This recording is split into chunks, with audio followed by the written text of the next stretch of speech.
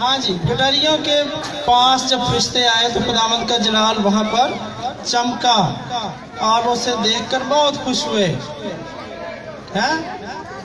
خوش نہیں تھے ہوئے؟ وہ ڈر گئے تھے کیونکہ ایک دم سے روشنی ہو گئی. گڈریے کہاں پر اپنے گلے کی نگہبانی کر رہے تھے؟ شاباش، میدان میں رہ کر اپنے گلے کی نگہبانی کر رہے تھے.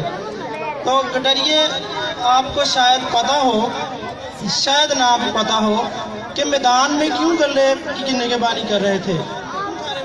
وہ گھر واپس کیوں نہیں آ گئے؟ وہی تو میں کہہ رہا ہوں، نگہبانی کر رہے تھے لیکن میدان میں کیوں کر رہے تھے؟ وہ گھر کو واپس کیوں نہیں آ گئے؟ ہمارے گڈریے جو روز صبح نکلتے ہیں اور شام کو گھر آ جاتے ہیں. آپ کے ذہن میں سوال پیدا ہوا کہ وہ بیابان میں کیوں بیٹھے ہوئے تھے، میدان میں کیوں تھے؟ خاص بات ہے، اس زمانے میں مذہب کے جو عالم تھے، جو ربی تھے، شرع کے عالم تھے، استاد تھے، ان کے بنائے ہوئے قوانین کے مطابق بھیڑوں، بکریوں، بیلوں، بچڑوں، گائیوں اور اس طرح کے بہت سارے جو ریوڑ ہوتے تھے ان کو لے کر شہر میں آنا منع تھا.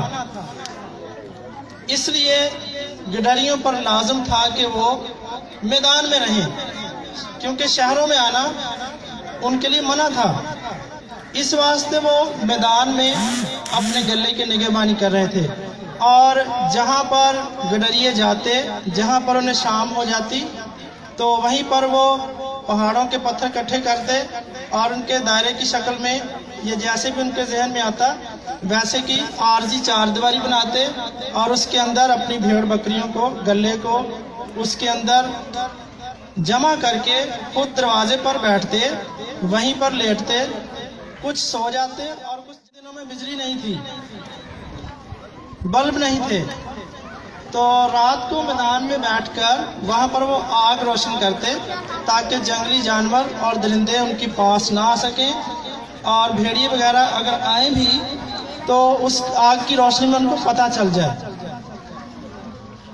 اس واسطے وہ میدان میں بیٹھے تھے، آگ بھی جلائی ہوئی تھی، آدھے سو رہے تھے، آدھے جاگ رہے تھے. تو خداوند کا جلال ان کے چگیر چمکا اور جو دروازہ تھا یہ بالکل خداوند یسوع مسیح نے آگے جا کر اس کا بیان کیا کہ بھیڑوں کا دروازہ میں ہوں، کیونکہ خداوند یسوع مسیح دروازے پر بیٹھ کر اپنے گلے کی نگہبانی کر رہے تھے اور کوئی خداوند یسوع مسیح میں سے ہو کر گزرے بغیر بھیڑوں کے اس گلے میں یعنی آسمان کی بادشاہی میں داخل نہیں ہو سکتا.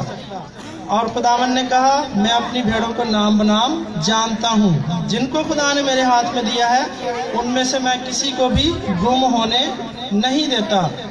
اور دیکھیے جیسے اس گلے میں سے بھیڑ جب باہر نکلے گی تو دروازے میں سے ہو کر گزرے گی اور آگے گڈریے بیٹھے ہیں تو وہ ان کو باہر نہیں جانے دیں گے.